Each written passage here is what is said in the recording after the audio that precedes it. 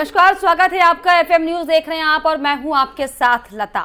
बढ़ती आबादी किसकी बर्बादी। जी हां, आज विश्व जनसंख्या दिवस है और ऐसे में बढ़ती हुई आबादी और सीमित संसाधन किसी भी देश के लिए चिंता का कारण हो सकते हैं।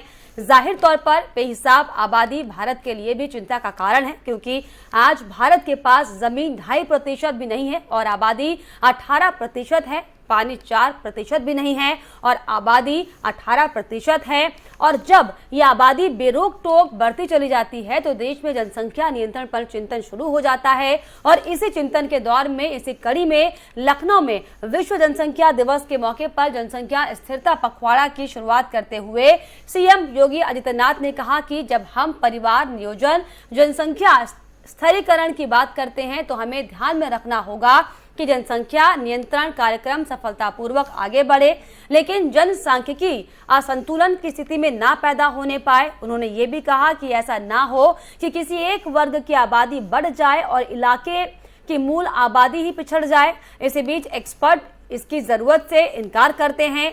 भारत सरकार ने भी सुप्रीम कोर्ट से कहा है कि वो जबरन जनसंख्या नियंत्रण नहीं लागू करवाना चाहती।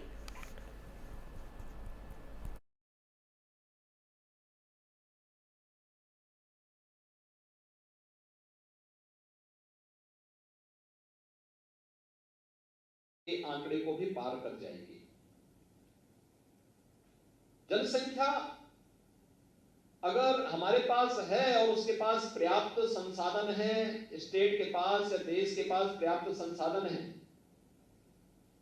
वह स्वस्थ है, वहां पर उनके लिए हर प्रकार के संसाधन उपलब्ध हैं, तो समाज के लिए एक उपलब्धि मानी जा सकती है। लेकिन जब यही अभाव से, अस्वस्थता के कारण या किन्हीं अन्य कारणों से वह किसी विपरीत परिस्थिति का सामना कर रहा है, वह अपने आप में एक चुनौती है। और उस चुनौती को ध्यान में रखने के लिए ही यह विश्व जनसंख्या दिवस पूरी दुनिया की मानवता को बचाने के लिए, यह संयुक्त राष्ट्र संघ ने दुनिया के अंदर जो अनेक दिवस दिए हैं, उनमें से विश्व जनसंख्या दिवस 11 जुलाई, यह जनसंख्या नियंत्रण के बारे में, इसके स्थिरीकरण के बारे में व्यापक जागरूकता के। शिक्षा विभाग इससे दूर क्यों है? अन्य उन विभागों को जिनकी बड़ी भूमिका हो सकती है, क्योंकि जब हम परिवार नियोजन की बात और जनसंख्या स्थिरीकरण की बात करते हैं तो हमें इस बात को ध्यान में रखना होगा कि जनसंख्या नियंत्रण का कार्यक्रम सफलतापूर्वक आगे बढ़े, लेकिन जनसांख्यिकी असंतुलन की स्थिति भी न पैदा होने पाए। ऐसा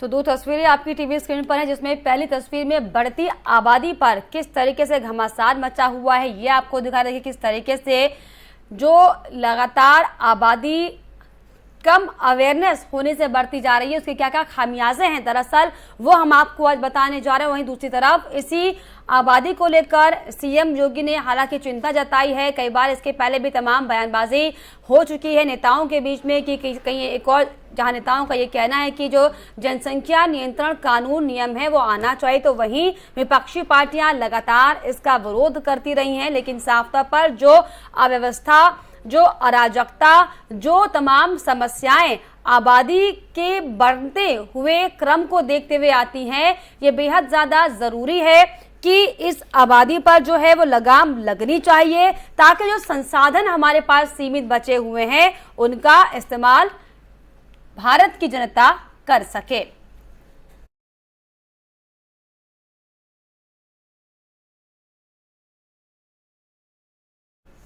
वहीं बढ़ती आबादी को लेकर बीजेपी के वरिष्ठ नेता गिरिराज सिंह का इस पर क्या कुछ कहना है वो आपको बताते हैं। दरअसल आपको बताएं कि उन्होंने ये कहा है कि बढ़ती जनसंख्या का दानव भारत को विश्व गुरु बनने से रोक रहा है। आज विश्व जनसंख्या दिवस के रूप में पूरी दुनिया सतर्कता जनसंख्या दिवस के रूप में मना रहा है। भारत के अंदर सुरसा की तरह जनसंख्या की गति बढ़ रही है। अगर मैं चाइना और भारत से तुलना करें तो 1978 में 1979 में एक कानून बना, 78-79 के कार्यकाल में हमारा जीडीपी भी चाइना से अधिक था और जनसंख्या की गति भी चाइना का हमसे अधिक था। लेकिन आज उल्टा हो गया। आज 1 मिनट में चाइना 10 बच्चे पैदा कर रहे हैं, 1 मिनट में भारत 30 बच्चों से अधिक पैदा कर रहा है। अगर समान हो तभी ये रुक सकता है। अगर ये नहीं रुका तो भारत को विश्व के रफ्तार में, विकास के रफ्तार में, विश्व के स्थान पर पहुंचने में कठिनाई होगी, क्योंकि हमारा संसाधन सीमित है। और इस पर खास चर्चा के लिए हमारे साथ खास मेहमान जुड़ रहे हैं, जिसमें हमारे साथ कैप्टन आई सिंह भदौरिया जो कि प्रवक्ता हैं बीजेपी के, आपका स्वागत मैं करना चाहूंगी। इनके अलावा हमारे साथ ज़ेबा यास्मीन जुड़ रही हैं जो कि प्रवक्ता हैं समाजवादी पार्टी की। तो ज़ेबा जी, सबसे पहले आपका स्वागत करते हुए आपके पास में आना चाहूंगी। आप लोगों को मेरी आवाज मिल रही है?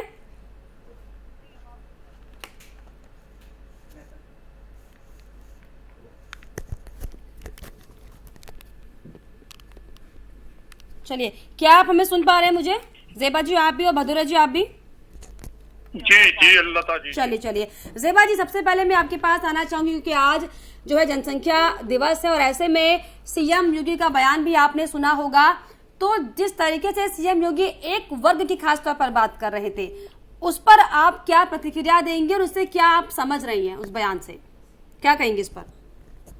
देखिए, सरकार अगर कोई भी फैसला देशहित में लेगी, हाँ, विपक्ष हमेशा उनके साथ है, क्योंकि पॉपुलेशन नो डाउट एक अहम मुद्दा है जिस पे हमें विचार करना चाहिए। हाँ, और बहुत अच्छी बात है। लेकिन अगर इसमें भी वो जाति को लेके आएंगे जैसे हर मुद्दे में लेके आते हैं, तो फिर संदेह होता है कि जो इरादा है सत्ता का वो ठीक नहीं है। इनका इरादा होता है एक वर्ग विशेष को टारगेट करना, वो सही नहीं है। अगर आप पॉपुलेशन कंट्रोल की बात करते हैं, बहुत अच्छी बात है, हम सब आपके साथ हैं, जागरूकता अभियान में आपके साथ रहेंगे।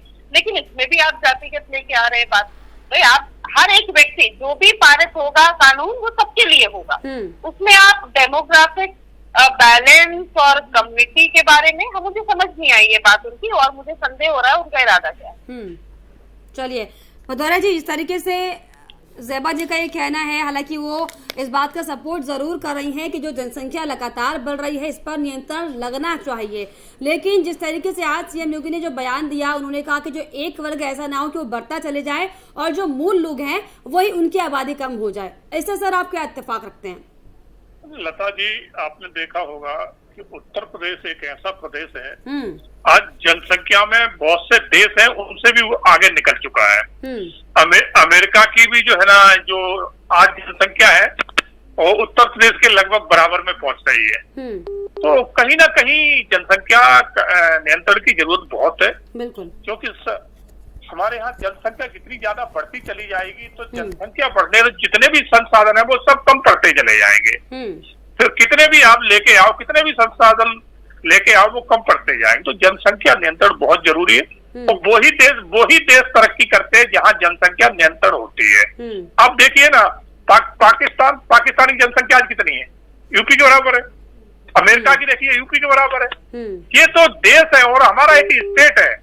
और जो कहीं ना कहीं जो योगी आदित्यनाथ ने कहा है, तो इसमें कहीं थोड़ी बहुत सत्यता जरूर है। सत्यता इसलिए है कि जो आपने देखा होगा कि मेरे हिसाब से आज की तारीख में अगर आप भी इस पे सर्च मारेंगी तो हिंदुओं में ज्यादा से ज्यादा महिलाएं इतनी समझदार बुद्धिजीवी है कि वो एक बच्चा करके उसी की अच्छी परवरिश करना चाहती है, और दूसरा अगर करती है तो तीसरे का तो पुरुष तो करे, बाद की बात है, पहले महिला ही डिसीजन ले लेती है कि मुझे 2 बच्चे कर रखना है और 2 बच्चों की अच्छी परवरिश करना है, अच्छी शिक्षा देना है, उन्हें अच्छे संस्कार देना है। तो मोदी जो योगी जी का है इसी के ऊपर विचार है। अगर बच्चे 2 होंगे, 1 होगा तो अच्छी शिक्षा होगी, अच्छे संस्कार होंगे और अच्छे वो इंसान बनेंगे।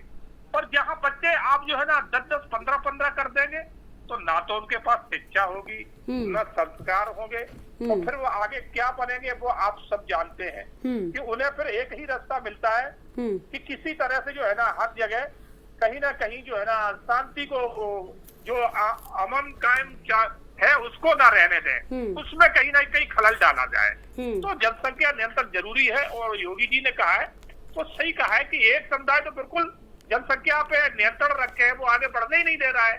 और दूसरा है जो नियंत्रण सिर्फ इसलिए बढ़ा रहा है कि हमें इस देश पे कब्जा करना है। तो ये विचारनी तो बात है।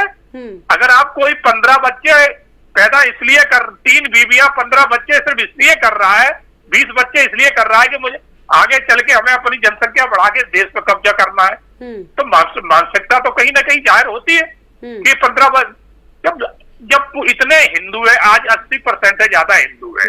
मैंने आज आप ही कह रहे हैं कि चलिए एक समुदाय के जो लोग हैं वो कह सकते हैं कम अवेयरनेस उनमें होती है, जो इतना अपना जो परिवार है वो बढ़ाते रहते हैं, वो उसमें बिलीव करते हैं कि हो सकता है कि ये परिवार बढ़ाने में उनको ज्यादा फायदा उसका मिलेगा, बच्चे ज्यादा होंगे, ज्यादा कमा कर लाएंगे शायद इस मानसिकता से। लेकिन सर क्या लगता है, क्योंकि सरकार आपकी है राज्य में भी केंद्र में भी, ऐसे में क्या कायदा कानून सबके लिए बराबर होना चाहिए, चाहे वो एक समुदाय के जिसको आप तंज कसने की कोशिश कर रहे हैं वो लोग हो, चाहे बहुसंख्यक लोग हो? बिल्कुल लता जी, आपने बहुत अच्छा सवाल किया है कि ये जो सभी के लिए है, किसी एक के लिए नहीं है। हाँ। अगर किसी हिंदू के अगर 5 बच्चे 10 बच्चे हैं तो उसके लिए भी यही कानून है। ये नहीं है कि अगर उनके लिए कंट्रोल है तो हिंदू से कह दिया जाए तुम तो 10 बच्चे पैदा कर लो, तो ऐसा नहीं है। अगर ये कानून है तो सबके लिए है और सबको मान्य होना चाहिए, क्योंकि हमें इस देश की जो एक खुशहाली है वो बना के रखना है। देश के नियमों कानून को, संसाधनों को ध्यान में रखते हुए जनसंख्या की वृद्धि उसी हिसाब से करना पड़ेगी। ये नहीं है कि हम सिर्फ सरकारों के बच्चे पैदा करते हैं और सरकारों के ऊपर छोड़ दें कि अब सरकार की जिम्मेवारी है, रोजगार आप दो, राशन आप दो, हर सुविधाएं आप दो। सरकार के पास भी हर चीज की एक सीमा होती है, चाहे वो हमारी सरकार हो या अन्य सरकारें हो। कहां से देगी सरकार, कहां से देगी?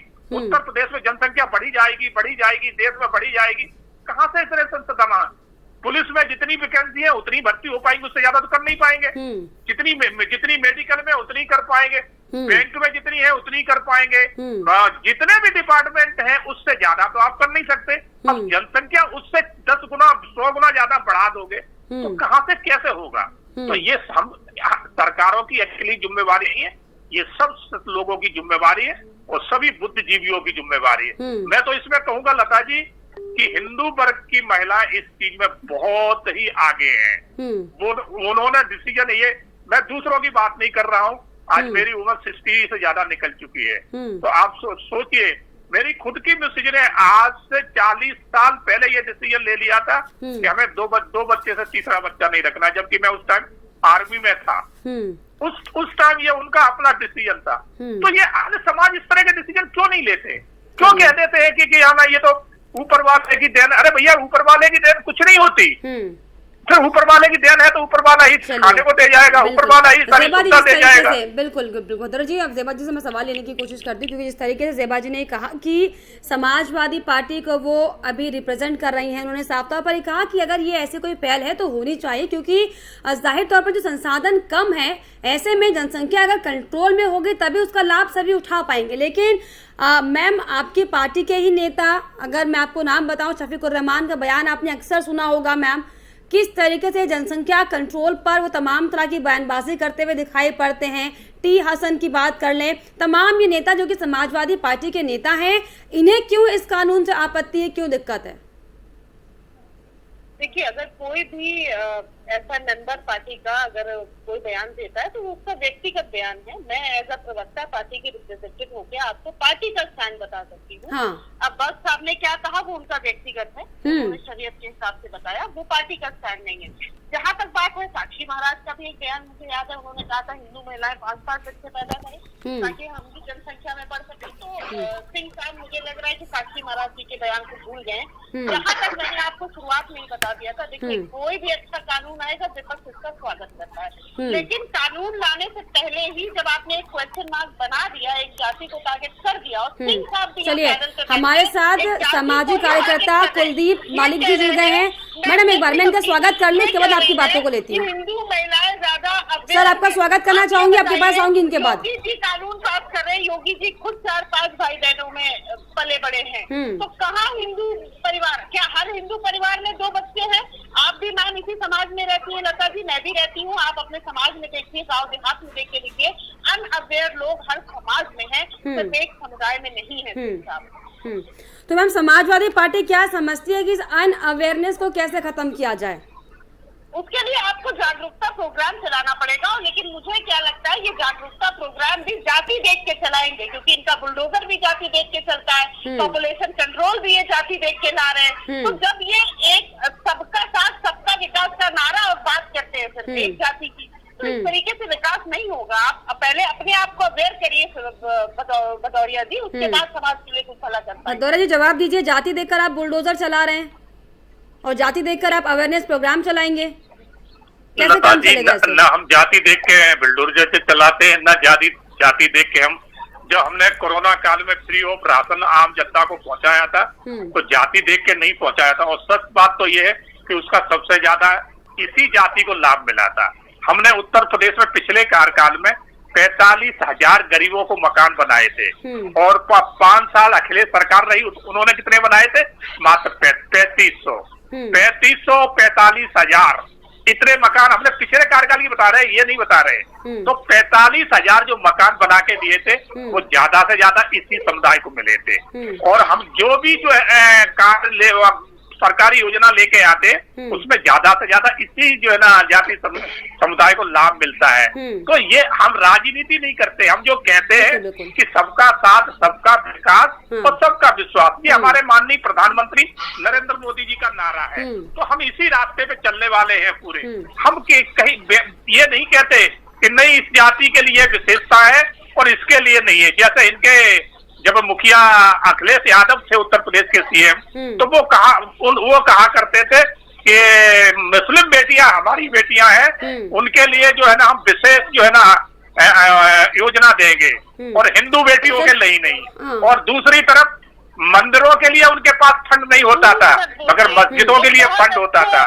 शमशान घाट की बाउंड्री बनाने के लिए पैसा नहीं होता था, मगर कब्रिस्तान बनाने को पैसा जरूर होता था। तो जातिवाद ये करते, हमने नहीं कराया। हमने तो जो भी योजना कराई है दोनों ही समुदाय को बड़ा, बल्कि ये समुदाय उसका लाभ जरूर लेता है, क्योंकि इनके पास कहीं ना कहीं जिस हिसाब से इनकी जो जनसंख्या है इन पे बहुत कमियां हैं, तो कमियां के हिसाब से इन्हें नजर आती है, तो ये उसका लाभ ज्यादा लेते हैं। हिंदू तो बहुत कम लाभ ले पाते हैं, क्योंकि हिंदू के 2 बच्चे हैं, दोनों बच्चे कहीं ना कहीं सेटल होते हैं, कहीं ना कहीं अपने अच्छा जॉब पे लगे होते हैं। मैं एक टिप्पणी लेना चाहूंगी कुलदीप जी, जिस तरीके से आज जनसंख्या दिवस है और जिस तरीके से जो सरकार है, केंद्र सरकार ये कोशिश करेगी कानून लाया जाए, हालांकि जो स्पेशलिस्ट पर्सन हैं वो ये कहते हैं कि कानून ना लगाना पड़े, लोग अपने आप अवेयर हो जाएं ताकि कानून को थोपना ना पड़े किसी पर। क्या आप कहेंगे सर इसको लेकर? देखिए मैडम, सबसे पहले तो मैं ये बता दूं कि आज ये इतना महत्वपूर्ण दिन है विश्व जनसंख्या दिवस पे, और यहाँ पे सपा की बहन एक बैठी और ये भाजपा के जो है प्रवक्ता जी बैठे। मैं इनको ये बता दूं कि जब भी देश में जनसंख्या को कंट्रोल करने के लिए जनसंख्या नियंत्रण कानून की बात होती है, आप इसको धार्मिक चश्मे से देखने लगते हैं। अरे आपको शर्म आनी चाहिए, आप बहुत गंभीर जो है दोनों के दोनों प्रवक्ता यहाँ पे बैठे। मैं आपसे पूछना चाह रहा कि आज इस देश में सांस लेने के लिए तुमने हवा नहीं छोड़ दी, पीने के लिए पानी नहीं छोड़ा, खाने के लिए शुद्ध खाद्यान्न नहीं छोड़ा, हमारी शिक्षा व्यवस्था अच्छी नहीं छोड़ दी, यहाँ लोगों का स्वास्थ्य अच्छा नहीं छोड़ा। और जब आज देश की 140 करोड़ जो जनसंख्या है, आज इस जनसंख्या का एक एक व्यक्ति इस बात को समझ चुका कि आज देश में जितनी भी समस्याएं है, इन समस्याओं के पीछे केवल और केवल सभी समस्याओं की एक ही जड़ है, वो है हमारे देश की बढ़ती हुई जनसंख्या। सपा की जो प्रवक्ता है, मैं बहन को बता दूं, बहन इस देश में जो आज हमारे पास भूभाग मिल रहा वो 2.4% है, पीने का पानी 4% है, जो वन क्षेत्र है वो 2.8% है, और जनसंख्या हमारी 18% है। क्यों भाई, कैसे काम चलेगा? इतने इम्पोर्टेंट दिन के ऊपर भी आप इसको हिंदू मुस्लिम में लेके जा रहे? अरे शर्म आनी चाहिए। अगर ये देश बचेगा तब आपकी पार्टी भी बचेगी, आप भी बचेंगे। एकजुट हो जाओ। और मैं तो बता दूं जी आपके टीवी चैनल के माध्यम से, कल जंतर मंतर के ऊपर हम लोगों ने एक कार्यक्रम का आयोजन करा, वहां पे एक संगठन नहीं, एक डॉक्टर कुलदीप मलिक नहीं, 16 संगठन थे। ये आवाज बुलंद होगी और सबको एकजुट होना पड़ेगा। अरे किसी मुद्दे पर तो आप एकजुट हो, क्यों आप हिंदू मुस्लिम की बात गौरव जी, इस तरीके से कुलदीप जी का ये कहना है। हाँ बिल्कुल, हिंदुओं के लिए भी अच्छी रहेगी, मुस्लिम के लिए भी अच्छी रहेगी, सिख के लिए भी अच्छी रहेगी और जो है ईसाइयों के लिए भी अच्छी रहेगी। बिल्कुल भदौरिया जी, इस तरीके से आखिर क्यों ऐसा होता है हर बार कि हम कोशिश करते हैं देश के विकास के लिए कदम आगे बढ़ाने को, लेकिन वो सारी चीजें धर्म और जाति के इतर आकर रुक जाती हैं? क्या इनके बगैर कोई चीज भी इम्प्लीमेंट नहीं हो सकती इस देश में? नहीं, क्या हिंदू मुस्लिम करे बगैर हम कोई कानून इम्प्लीमेंट नहीं कर पाएंगे इस देश में प्रति व्यक्ति के लिए? लता जी, आपने देखा होगा, चाहे हमारे प्रधानमंत्री नरेंद्र मोदी जी हो या उत्तर प्रदेश के मुखिया जो है ना माननीय योगी आदित्यनाथ हो, वहाँ के सीएम है, दोनों ही बड़े विचार से अपनी बात रखते हैं। और ये सबसे प्रॉब्लम यहाँ पर एक आ जाती है, एक समुदाय वो है कि जो बिगड़ कहे हर बात को समझ जाता है और उस पर चलने लगता है, चाहे देश की उन्नति के लिए हो, चाहे जनसंख्या वृद्धि के लिए हो, या संविधान के लिए बात हो कि संविधान के हिसाब से चलना है। और एक समुदाय वो है जिसे बार बार समझाते हैं, वो फिर भी वो उसी धर्रे पे चलना चाहता है। वो कहता 10 बच्चे भी पैदा करेंगे और कहेंगे कि ये तो अल्लाह की देन है, ये तो ऊपर वाले की देन है। और सबसे बड़ी प्रॉब्लम यहाँ पर आ जाती है कि इनके जो सहयोगी पार्टियां हैं, जो समाजवादी है, वो भी इनको सही रास्ता नहीं दिखाती। वो इनमें अपना वोट बैंक देख के और इन्हीं के हाँ में हाँ मिलाना। अरे भाई उनको समझाइए ना, हम तो समझा ही रहे, आप भी समझाइए कि अगर जनसंख्या नियंत्रण रहेगी तो उत्तर प्रदेश का विकास होगा, देश का विकास होगा। तो मतलब कुल मिलाकर ये आरोप आप लगा रहे हैं समाजवादी पार्टी पर कि समाजवादी पार्टी की वजह से जनसंख्या बढ़ रही है, क्योंकि वो लोगों को इस बात को लेकर अवेयर नहीं कर पा रहे हैं, क्योंकि वो उन्हें ब्रेन वॉश कर रहे हैं। ऐसे कुछ आरोप आप लगाने की कोशिश कर रहे हैं सर? इसकी टोपी उसके सर, वही वाली बात। लता जी, एक मिनट, लता जी मेरी बड़े गहराई से बात सुनना। अखिलेश जी के कितने बच्चे हैं? उन्होंने 10 बच्चे क्यों नहीं करे? जब समाज कर रहा है 10 बच्चे, तो आप उनको समझाइए कि हमारे पास भी तो 2 बच्चे हैं, हमने तो भी तरीका अपनाया है। तो ये जब मुखिया उस रास्ते पे चलेगा तो दूसरों को समझा सकता है। तो अब मुखिया रास्ते पे चले मगर दूसरे को ना समझाए तो ये भी गलत होगा। तो अखिलेश जी उस समुदाय से बहुत विशेष जुड़े हुए हैं, उनका पूरा वोट बैंक है, उसी वोट बैंक के लिए वो समय समय पे ऐसे जो है ना बयान देते रहते हैं जिनका कोई मतलब समाज में जिनका कोई महत्व नहीं होता है। जैसे जैसे इनके सांसद है सकुल रहमान, वो आप देखिए जबकि कहने को वो सांसद है, पार्लियामेंट के जो है ना मेंबर हैं, और वो जो है इस तरह के स्टेटमेंट देते हैं जैसे लगता है कि वो हिंदुस्तान में रह के पता नहीं अफगानिस्तान में है कि पाकिस्तान में है। इस पूरी जो है ना मानसिकता उन्होंने ऐसी बना रखी है जैसे तालिबानियों की होती। तो ये अखिलेश को समझाना चाहिए ना, वो आपके सांसद है, क्यों नहीं आप समझाते? अखिलेश यादव क्यों नहीं समझा पा रहे हैं लोगों को? जवाब दीजिए। अखिलेश जी को भदौरिया साहब के सजेशन की जरूरत नहीं है। भदौरिया साहब को बल्कि थोड़ा ध्यान रखना चाहिए, जो व्यक्तिगत किसी पे टिप्पणी करना कि अखिलेश के कितने बच्चे हैं, वे थोड़ी देर बाद ये पूछेंगे जेबा जी आपके कितने बच्चे हैं। कानून लाइए, कानून को पारित कराइए, और जब उसमें विफल होते हैं तो ये विपक्ष को थोपना शुरू कर देते हैं। 2014 से केंद्र में आपकी सरकार है, आप कंट्रोल कानून क्यों नहीं, पॉपुलेशन कंट्रोल कानून ले आइए।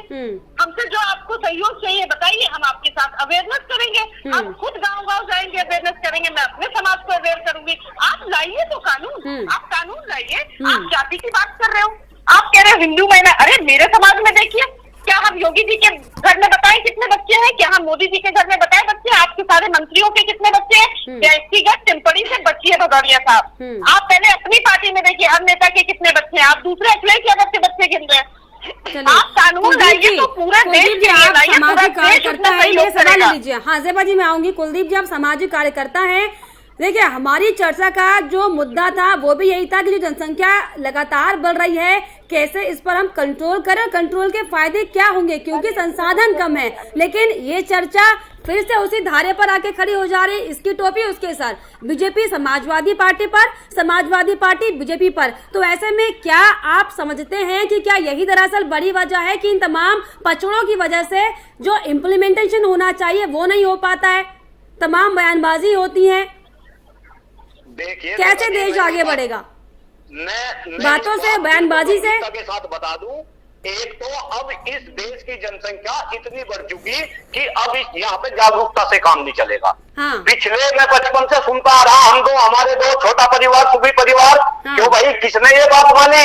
और ये हिंदू मुस्लिम के चश्मे से मत देखाओ, देश को विभाजित मत करो। यहाँ भाजपा के बहुत गंभीर प्रवक्ता बैठे, मैं इनको बता दूं, पिछले 8 साल से केंद्र में भाजपा की सरकार है, और जिस दिन भाजपा की सरकार बनी, सब लोगों को ये उम्मीद थी कि ये जल्दी से जल्दी इस देश में जनसंख्या को कंट्रोल करने के लिए जनसंख्या नियंत्रण कानून लेकर आएंगे।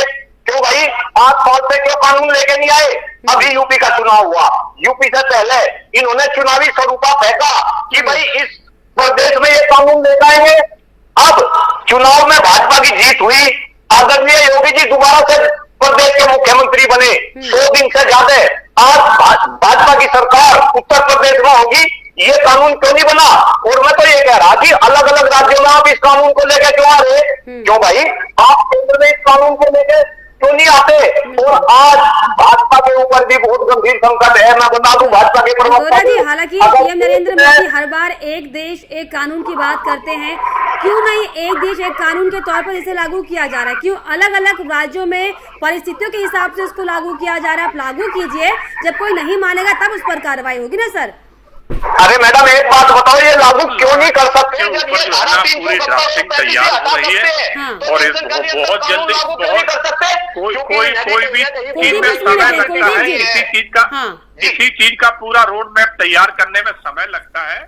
आप देखिए, हमें समय ही कितना मिला है, 5 साल हमने वो काम निपटाए हैं। 8 साल हो गए सर केंद्र में मोदी सरकार को, समय तो सुने 70 साल में इस देश के अंदर कितने गड्ढे खोदे गए थे, वो हमने भरने में हमारे 5 साल क्या 7 साल निकल गए। ऐसे ऐसे यहाँ पर नियम और कानून थे जिनकी कोई जरूरत नहीं थी। एक अगर आप पहले आप देखती थी कि गरीब लोगों के लिए बैंक में अकाउंट ही नहीं खुलते थे, आज हमारे यहाँ छोटे से छोटा मजदूर है, उसका भी बैंक में अकाउंट है। पहले जनसंख्या नियंत्रण कानून की बात कर रही है, लफ्ज़ी मत गिनाओ, सबको पता है, सारी पब्लिक जागरूक है। आज विश्व जनसंख्या दिवस, आप इस पर बात क्यों नहीं करते? आप क्यों उपलब्धि बता रहे? क्यों गुमराह कर रहे हैं इसको? सुन लेते हैं, समय कम है, समय थोड़ा कम है, सुन लेते हैं उनकी पूरी बात को। हाँ जी, कहिए सर भदौरिया जी। तो जितनी ये कानून सरकारों ने जो गड्ढे खोद रखे थे, इस तरह के कानून बना रखे थे, चाहे वो जम्मू कश्मीर को भारत से अलग करने का एक तरीका बनाया था, धारा 370 35 से, तो ये चीजें किसी सरकारों ने कभी छेड़ी नहीं, हमने उनको हटाया। मुस्लिम सुने मैं बीच में नहीं बोलता, सुने इनको बंद करा।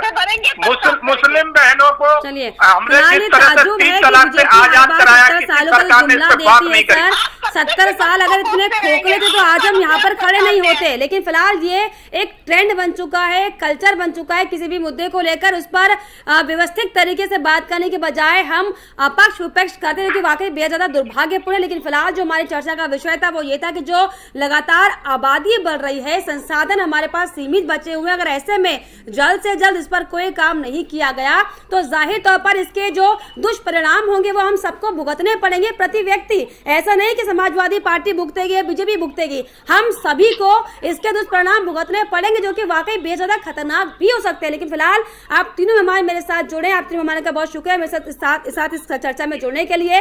भदौरिया जी आपका भी, ज़ेबा जी आपका भी, और कुलदीप जी आपका भी। तो लगातार आपको बताया कि जिस तरीके से लगातार बढ़ती जनसंख्या एक चिंता का विषय बनता जा रहा है, ऐसे में किस तरीके से आबादी को रोका जाए, किस तरीके से सीमित संसाधनों का इस्तेमाल किया जाए, ये अपने आप में एक बड़ा सवाल है। इसी को लेकर हमारी खास चर्चा थी। लेकिन हर बार की तरह जिस तरीके से जो ट्रेंड बन चुका है कि जो मुद्दों पर बात करने के बजाय इसकी टोपी उसकी सर वाली जो कृतियां होती है वो अक्सर होती रहती है, लेकिन जो कि वाकई बेहद ज्यादा दुर्भाग्यपूर्ण। लेकिन ऐसे में वाकई ये सवाल बनता है, ये सवाल लाजमी है कि जब हमारे पास इतने सीमित संसाधन बचे हुए हैं तो ऐसे में इन सीमित संसाधनों को इस्तेमाल सभी लोग अच्छे तरीके से कर पाए, इसको लेकर क्या सरकार ताना बाना बुन पाती है, कैसे आम जनता उन्हें आगे बढ़ा पाती है, हालांकि देखने वाली बात होगी। लेकिन फिलहाल हमारी इस खास पेशकश में इतना ही। तमाम देश और दुनिया की छोटी बड़ी खबरों के लिए आप देखते रहिए FM न्यूज। नमस्कार।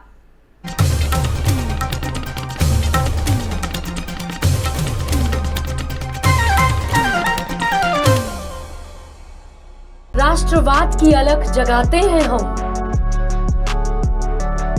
क्योंकि देश को सर्वोपरि रखते हैं हम।